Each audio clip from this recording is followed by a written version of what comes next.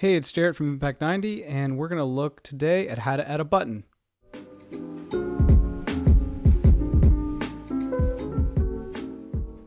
Okay, let's get started with how to add a button. So we are going to use this example basic page that we've created, and we're just going to put a button under here. If you need to look back on how to add a link to text, things will be kind of similar. If you need to add a link to individual text, that is in video 7 if you want to go back and look.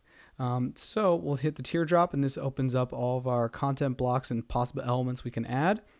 We'll click the button, and then we have, let's do view my website. We'll add that in. And now we have some other options here from other things that we can choose. So we can do the size, medium, large, and small. I typically always choose small because otherwise large on mobile is just too dominant on the screen. I also always align them center unless it's a specific context where it would be better to have a left or right align. So then we'll type in www.impact90.com. We're going to hit the gear icon. Since it's an external, I always like to have it open in a new window. And then we'll just hit apply. And we'll add another button under here, and then we'll go test them. We'll hit the teardrop. We'll say button, and then we'll have a go home.